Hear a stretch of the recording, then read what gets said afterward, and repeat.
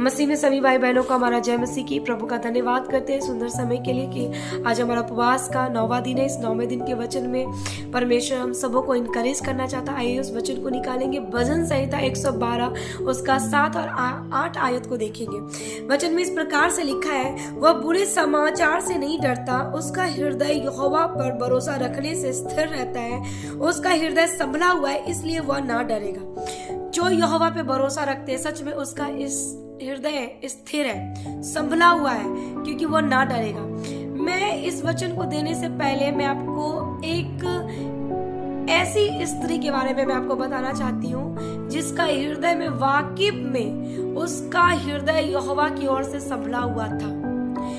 Shunem में रहने वाली एक स्त्री, एक धनी स्त्री जो बांझ थी, ठीक है, और वो बांझ स्त्री का कोई संतान नहीं था। एलीशा के द्वारा बोला गया कि तू इस समय अपने बेटे को अपने सीने से लगाएगी, और उसने एक बेटे को जन्म दिया। और जब उसका बेटा सियाना हुआ तो वो मर गया। जब वो मर गया, उस स्त्री का विश्वास और भरोसा देखो परमेश्वर पे। मैं आप लोगों को बताना चाहती हूँ, जो व्यक्ति परमेश्वर पे भरोसा रखेगा वह बुरे समाचार से, बुरी चीजों से नहीं डरेगा, क्योंकि वो धर्मी व्यक्ति का हृदय परमेश्वर की ओर से स्थिर और संभला हुआ रहता है। क्योंकि वो नहीं डरता, क्योंकि वो जानता है कि मेरे और कौन है, यहोवा परमेश्वर है। वो सुनेमी में रहने वाली धनी स्त्री परमेश्वर पे विश्वास करने वाली थी, क्योंकि उसका बेटा मर चुका है। और वो एलिसा से मिलने के लिए निकलती है, तो उसका पति जब उसे पूछता है कि तू कहाँ जाती है, वो बोलती कि मैं एलिसा से मिलने जा रही हूँ। और जब ये बातें हो ही रही होती है तो उसका पति बोलता है, क्या आज तो कोई नया चांद तो नहीं, कोई ऐसा पर्व तो नहीं जो तू उससे मिलने जा रही है। लेकिन उसका पति कहता है, क्या सब कुछ कुशल से तो है ना।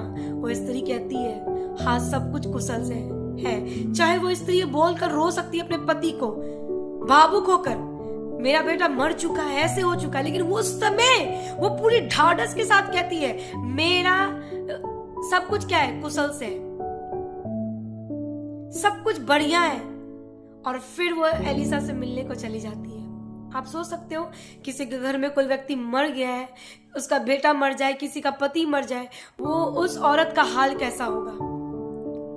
वो अपना सुध और बुध सब कुछ खो देती है एक औरत, एक परिवार का सदस्य, जब उसके परिवार में कोई घटना ऐसा हो जाए। लेकिन इस स्त्री का हृदय परमेश्वर की ओर से क्या था, संभला हुआ था। इस धनी स्त्री का हृदय परमेश्वर की ओर से संभला हुआ था।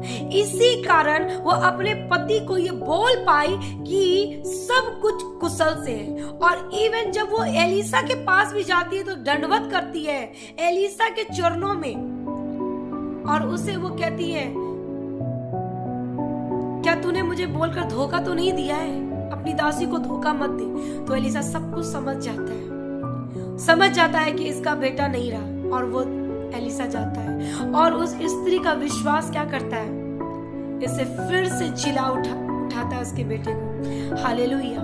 हमारा विश्वास हमेशा परमेश्वर के ऊपर होना चाहिए कि जो कुछ भी बुरी समाचार, बुरी बातें हमारे पास आ रही है, हमें उसे इग्नोर करते हुए इस धनी स्त्री के समान हमें बोलना चाहिए, मेरे लाइफ में जो कुछ भी हो रहा है सब कुछ अच्छा है, बेस्ट है, कुशल से है। मेरा कुछ भी बिगड़ने वाला नहीं, कुछ भी बर्बाद होने वाला नहीं, क्योंकि हमारा सब कुछ सही करने वाला और सब कुछ अच्छा बनाने वाला सेनाओं का यहोवा परमेश्वर हमारे पास है। हालेलुया। प्रभु यीशु मसीह इस वचन से आपके हृदय को संभाले, आपको स्थिर रखे, और आपका हृदय हमेशा परमेश्वर पे भरोसा रखने वाला हो। आप बुरे समाचार से कभी ना डरेंगे जब आप यहोवा पे भरोसा रखेंगे।